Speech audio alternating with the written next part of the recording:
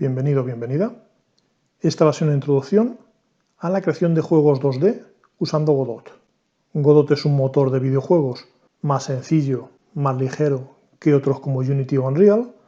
Entonces, en esta primera entrega vamos a hablar de por qué Godot, de qué ventajas tiene, y vamos a ver lo que necesito para instalarlo, que verás que es apenas 2 clics. Vamos con ello. En primer lugar, hay que tener en cuenta para qué usar Godot Engine. ¿Qué diferencia tiene con otras herramientas? Pues en primer lugar, la primera ventaja comparado con otras bibliotecas de pequeño tamaño, como podría ser SDL, como podría ser Monogame, es que tiene soporte tanto para 2D como para 3D. Las bibliotecas básicas, la mayoría no tienen soporte de 3D. Además, es multiplataforma. Yo podré hacer proyectos que sean para Windows, para Mac, para Linux, para dispositivos móviles o incluso para páginas web. También hay que tener en cuenta que tiene su propio entorno de desarrollo. No necesitaré instalar tal compilador o tal editor o tal, sino que solo con lo que descargo ya puedo funcionar.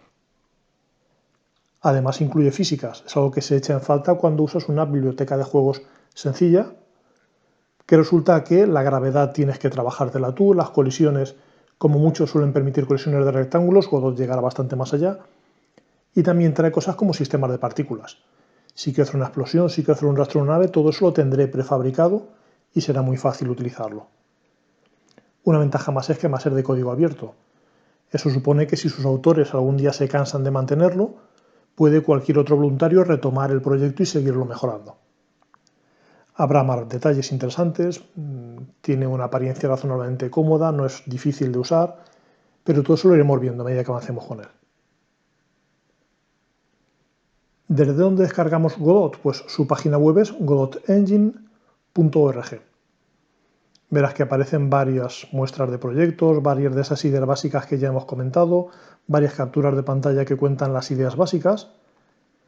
Pero lo que nos interesa ahora para empezar es simplemente pensar que hay una pestaña que se llama Download, descargas, y que al ir a esa pestaña te propondrá descargar para Linux, para Mac, para Windows.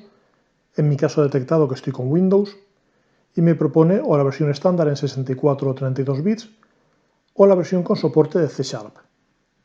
Yo en esta toma de contacto no voy a preocuparme de usar el lenguaje C#, sino que voy a usar su propio lenguaje, un tal GDScript, que es un lenguaje muy parecido a Python. Tendrás que tener unas ciertas nociones de programación y unas ciertas nociones de Python. Si no es así, tienes un curso sencillo de 2 horas de introducción a la programación en Python en mi canal de YouTube. Pues dando por sentado que sabes un poco de Python, me iré a la versión de 64 bits estándar y verás que es una descarga rapidísima, es un fichero de menos de 30 megas. La versión 3.2.2, que es la actual, la 3.2.3 está a punto de lanzarse, es un fichero de 27,3 megabytes. Además, en realidad ni siquiera haría falta descomprimir como tal. Basta con que ese fichero zip que yo he descargado lo abra. Vamos a hacerlo.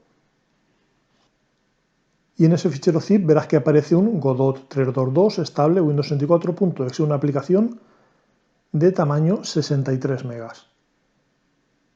Lo razonable sería descomprimirlo en una cierta carpeta, pero siendo estrictos, ni siquiera eso es necesario. Basta con que yo haga doble clic en ese fichero.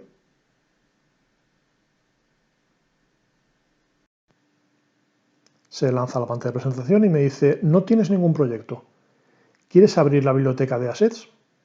Yo podría decirle que sí y me mostrará ciertos proyectos de ejemplo, pero realmente no haremos eso, partiremos totalmente de cero. Con lo cual nuestro uso habitual será ir a proyectos y decir que queremos un nuevo proyecto.